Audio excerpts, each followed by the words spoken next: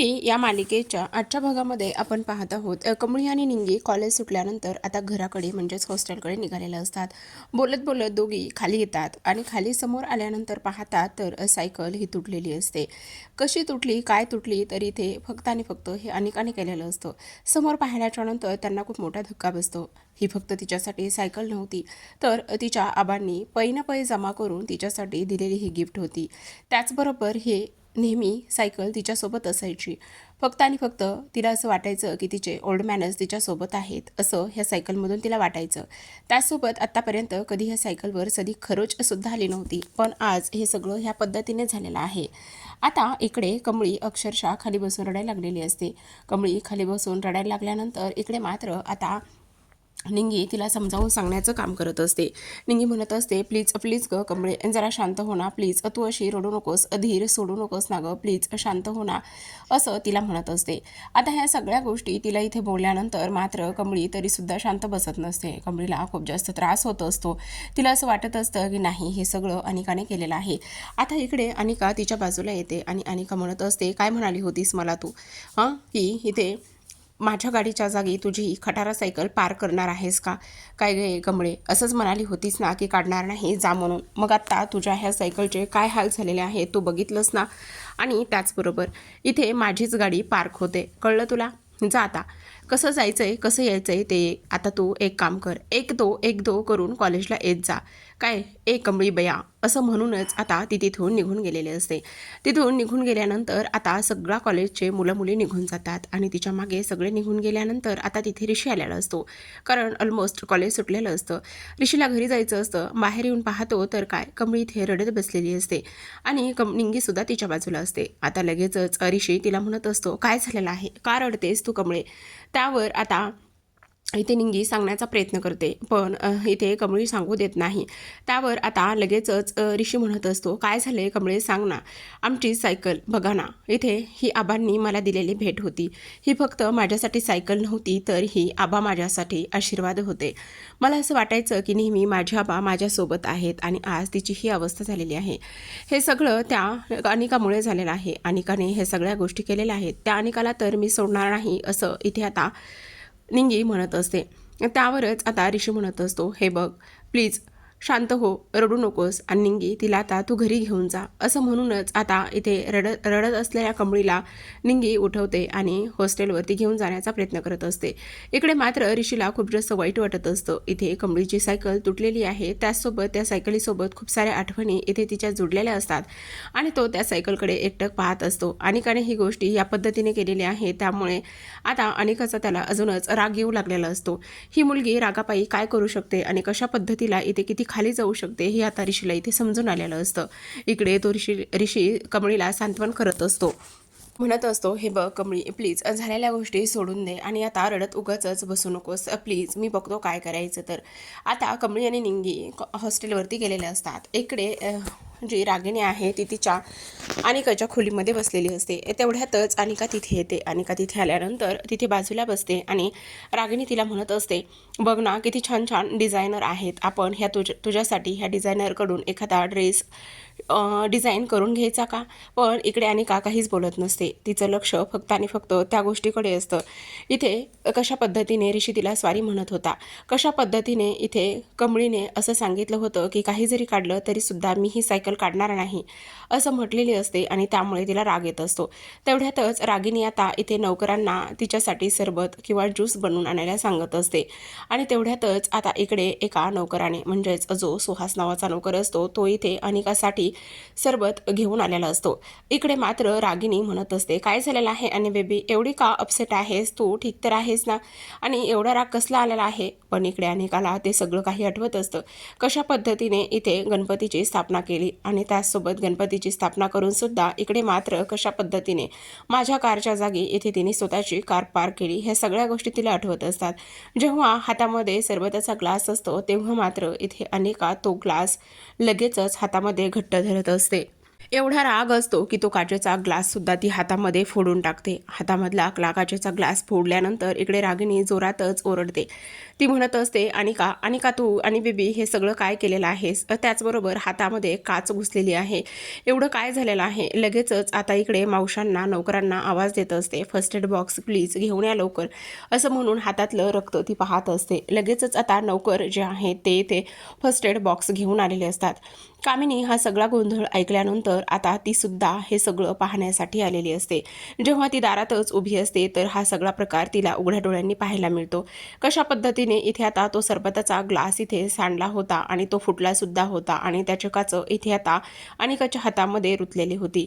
इकडे आता कमळी लगेच सकाळी सकाळी आजोबांकडे आलेली असते आणि आजोबांकडे आल्यानंतर ती म्हणत असते, आजोबा तुम्ही कसे आहात आणि तुम्ही नाश्ता वगैरे केला का? त्याचबरोबर नेहमीप्रमाणे मी तुमच्या इथे मालिश करण्यासाठी आलेली आहे. त्यावर आता ज्या गणपतीची स्पर्धा झालेली होती किंवा गणपती स्थापनेबद्दल ज्या काही गोष्टी इथे कॉलेजमध्ये घडल्या होत्या त्या सगळ्या गोष्टी इथे आता कमळी आजोबांना सांगण्याचा प्रयत्न करत असते. ती म्हणत असते, खरं तर सुरुवातीला इथे कोणत्याच मुली इथे वर्गणी देण्यासाठी अजिबातच तयार नव्हत्या आणि कुठल्याच मुली इथे वर्गणी देण्यासाठी तयार नसल्यामुळे आता इकडे आम्ही कशा पद्धतीने तयार केल्या, त्याचबरोबर इथे मावशीने कशा पद्धतीच्या सगळ्या गोष्टी सांगितल्या, हे सगळं काही आता इथे कमळी बोलत असते.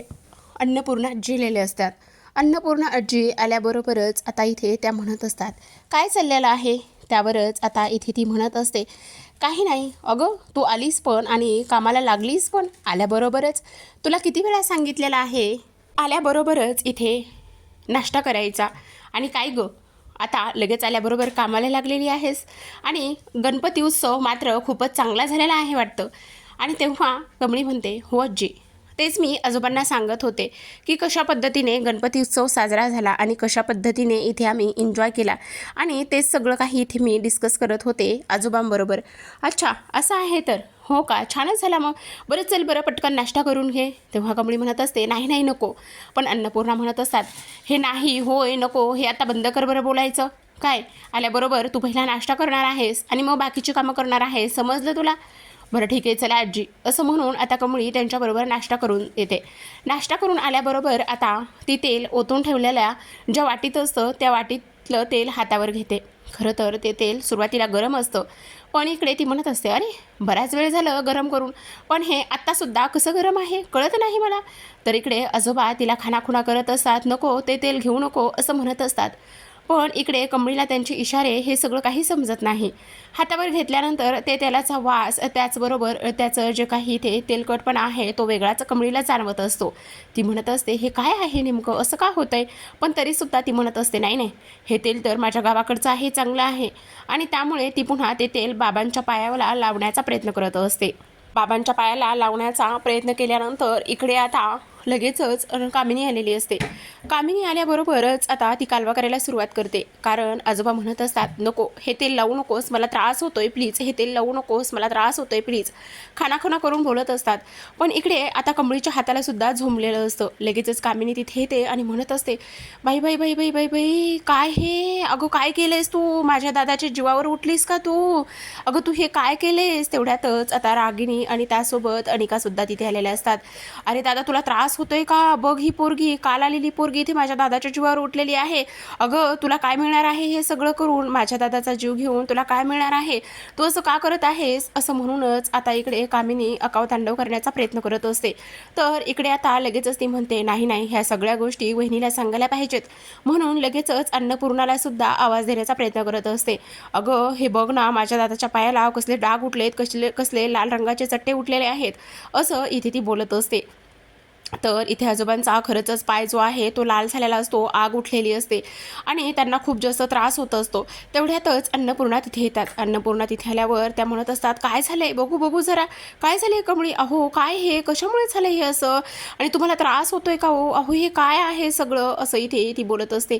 आणि तेव्हा आजोबाची जी घालमेल होत असते ती घालमेल इकडे अन्नपूर्णा पाहत असतात आणि तेवढ्यातच इकडे कमळीला विचारत असतात, अगो कमळी काय झालेलं आहे हे?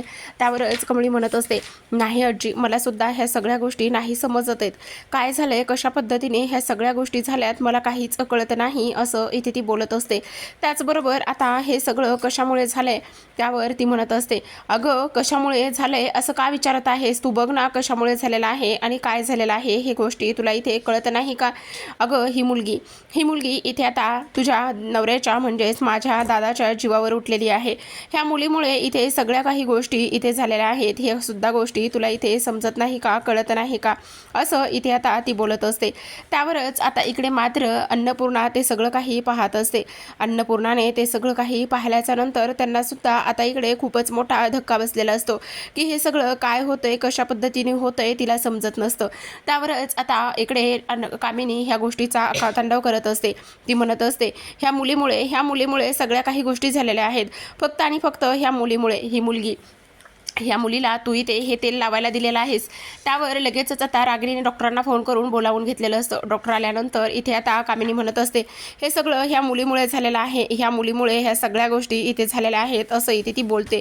आणि हे सगळं काही इथे बोलल्यानंतर आता इकडे मात्र सगळ्यात महत्त्वाची गोष्ट म्हणजेच की काही जरी झालं तरी सुद्धा इथे आता हे सगळं ह्या पद्धतीने होत आहे. तर इकडे आता जी कमळी आहे, कमळीला तर काय बोलावं काय नाही ह्या गोष्टी अजिबातच इथे तिला कळत नसतात. आणि त्याचबरोबर आता ती एका गोष्टीचा इथे विचार करत असते, बापरे हे सगळं कशा पद्धतीने झालेलं आहे. आणि खरं सांगतोय मी आजी, मला नाही माहिती हे कशाने झालेलं आहे. खरं सांगू का, तर इथे आता मला सुद्धा इथे त्रास होतोय, माझ्या हाताला सुद्धा इथे झोंबत आहे असं इथे ती बोलते. आणि त्याचबरोबर आता रागिणी म्हणत असते, खरं तर डॉक्टर साहेब इथे आमचा ह्या असल्या गावच्या वस्तूंना किंवा गावच्या ह्या तेलांना वगैरे अजिबातच विश्वास नाही, पण इथे आमच्या आईंचा खूपच विश्वास आहे आणि आमच्या आईंचा विश्वास असल्यामुळे आम्हाला हे सगळं काही करून घ्यावं लागलेलं आहे. आणि त्याचबरोबर ह्या मुलीनं सगळं काही इथे केलेलं आहे असं इथे ती बोलत असते. आता तिने ह्या सगळ्या गोष्टी ते बोलल्यानंतर मात्र इकडे अन्नपूर्णा कमळी म्हणत असते, नाही हो, मी असं काहीच केलेलं नाही आहे, प्लीज तुम्ही असं नाही त्या गोष्टी इथे मला बोलू नका हो. आता त्यावरच अन्नपूर्णा म्हणत असतात, अगं तुमच्या दोघींचं काय चाललेलं आहे इथे, ह्यांची तब्येत सगळ्यात जास्त महत्त्वाची आहे. खरं तर आता डॉक्टर म्हणत असतात, खरं पाहायला गेलं तर गावाकडची जी काही औषध पाण्याची किंवा झाडाची वनस्पतीचं तेल जे आहे ते एवढं घातक वगैरे काहीही नसतं. त्याचबरोबर बऱ्याचदा इथे आता त्या तेलामुळे मालिश केल्यामुळे बराच फरक सुद्धा पडतो. पण तुमचा इथे काहीतरी गैरसमज झालेला आहे. मला असं वाटतंय की ह्या तेलामध्ये नक्कीच काहीतरी इथे मिक्स केलेलं असेल आणि ह्या तेलामध्ये नक्कीच काहीतरी मिक्स केलेलं असल्या कारणाने मला असं वाटतंय की त्यामुळेच हा इफेक्ट झालेला आहे. त्यावर आता कमळी लगेचच म्हणत असते, हो अगदीच तुम्ही बरोबर बोलत आहात, कारण इथे आता माझ्या हाताला सुद्धा काहीतरी झोंबत आहे असं कमळी बोलत असते. आता ह्या सगळ्या गोष्टी इथे बोलल्यानंतर हे तर सिद्ध झालेलं असतं की त्या तेलामध्ये नक्कीच काहीतरी मिक्स केलेलं आहे. पण इकडे मात्र कामिनी म्हणत असते, अगं तू काय वेडी झालेली आहेस की काय, तुला कळत नाही का ह्या सगळ्या गोष्टी कशा पद्धतीने आणि कशामुळे झालेल्या आहेत तर. आणि त्याचसोबत सगळ्यात महत्त्वाची आणि इम्पॉर्टंट गोष्ट म्हणजेच की इथे आता डॉक्टर सांगत असतात, हे बघा हे डाग जाण्यासाठी आणि त्याचबरोबर हे आता इथे त्यांना हा जो काही त्रास होत आहे ह्या त्रास कमी होण्यासाठी आता इकडे मात्र त्यांना थोडासा वेळ लागणार आहे असं इथे ते बोलत असतात.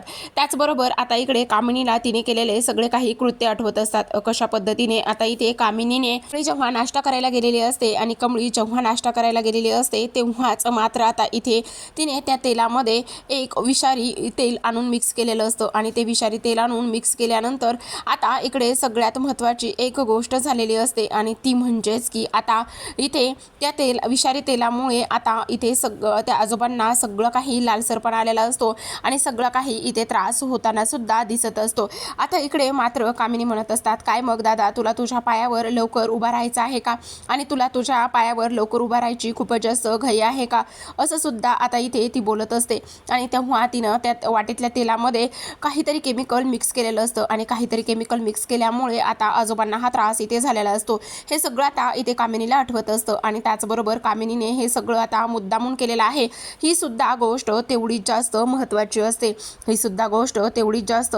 असल्या कारणाने आता इकडे सर्वात महत्त्वाची आणि इम्पॉर्टंट गोष्ट म्हणजेच की काही जरी झालं तरी सुद्धा दादा, ती कमळी इथे तुमच्या खूपच जास्त पुढं करत आहे. ती कमळी तुमच्या सगळ्यात जास्त पुढं करत असल्यामुळे आता इकडे मात्र सगळ्यात महत्त्वाचं म्हणजेच की काही जरी झालं तरी सुद्धा इथे मी तुला बरं कधीच होऊ देणार नाही. आणि हे सगळं आता आजोबांना इथे आठवत असतो. आजोबांना हे सगळं इथे आठवत असतानाच ह्या सगळ्या गोष्टी इथे आता झालेल्या असतात.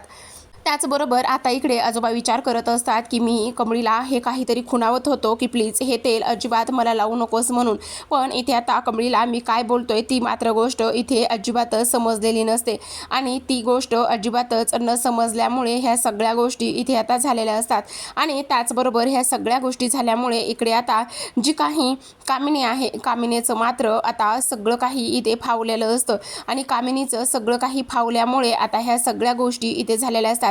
तर आता प्रेक्षकांनो इकडे मात्र जी अनिका आहे, अनिकाने सुद्धा ह्या सगळ्या गोष्टी ह्या पद्धतीने करून घेतलेल्या असतात आणि अनिकाने सुद्धा इथे आता ह्या सगळ्या गोष्टी करून घेतल्यामुळे आता मात्र आजोबांना हा त्रास इथे होत असतो.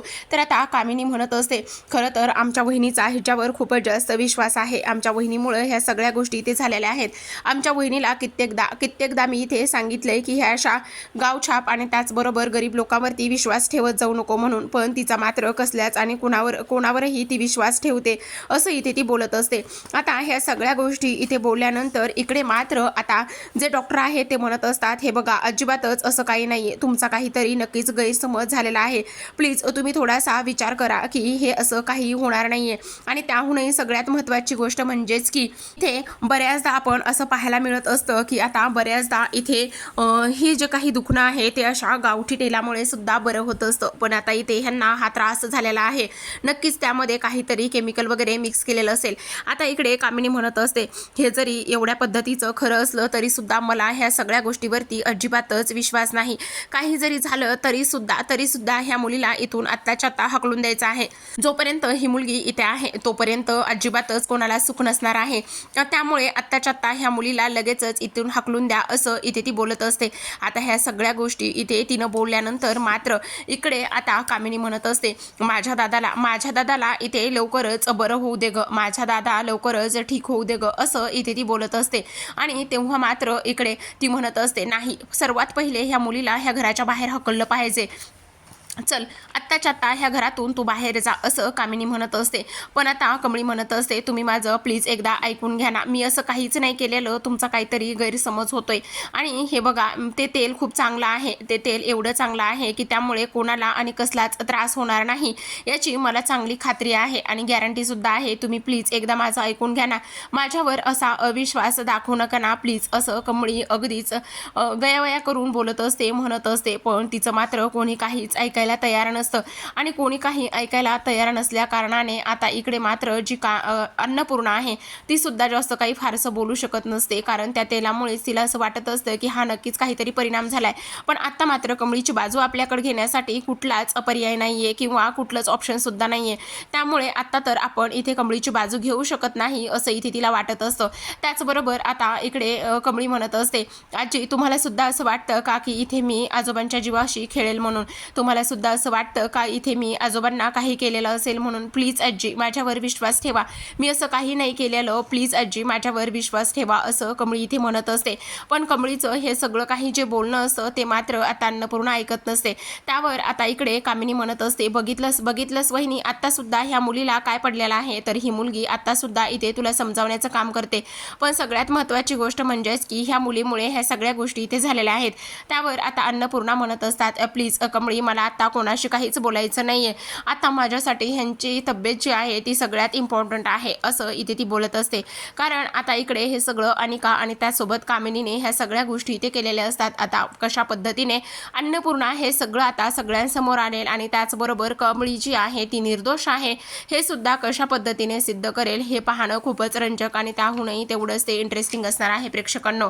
कारण कमळीच्या चेहऱ्यावर खरे आणि त्याचबरोबर सच्चेपणा अगदी स्पष्टपणे दिसत असतो आणि तिच्या चेहऱ्यावरचा तो खरेपणा सच्चेपणा स्पष्टपणे दिसल्यानंतर आता अन्नपूर्णा सुद्धा विचार करायला भाग पडणार असतात. कारण किती नाही म्हटलं तरी सुद्धा कमळी ह्या सगळ्या गोष्टी कधीच करणार नाही असं सुद्धा आता इथे त्यांना वाटत असतं आणि ह्या सगळ्या गोष्टी इथे त्यांना वाटल्यानंतर आता इकडे मात्र दुसऱ्या बाजूला लगेचच कामिनी अक्षरशः आता कमळीच्या हाताला धरत असते आणि कमळीच्या हाताला धरूनच तिला फरफटतच घराच्या बाहेर आणत असते.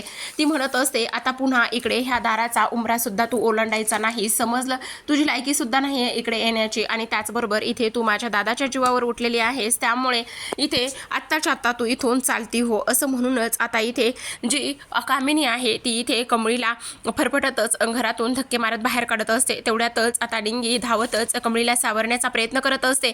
तर इकडे मात्र कामिनी म्हणत असते, समजलं, आजपासून ह्या घरामध्ये तुझी एंट्री नाही आहे. तर आता इकडे मात्र अनिकाला खूप आनंद होत असतो. ती म्हणत असतं, बघितलंस कमळी तुझी जागा कुठे आहे आणि तू माझ्या आजीला आजी म्हणत होतीस ना, तर ते अजिबातच कधी शक्य होणार नाही. समजलं तुला, आत्ताच्या आत्ता इथून चालती हो आणि पुन्हा इथे कधी सुद्धा येऊ नको, असं सुद्धा आता इथे सांगितलेलं असतं. तर प्रेक्षकांनो, अशाच नवीन मालिकांचे डेली अपडेट्स आणि ट्विस्ट जाणून घ्यायचे असतील, पाहायचे असतील, तर नक्की आपल्या चॅनलला सबस्क्राईब करा.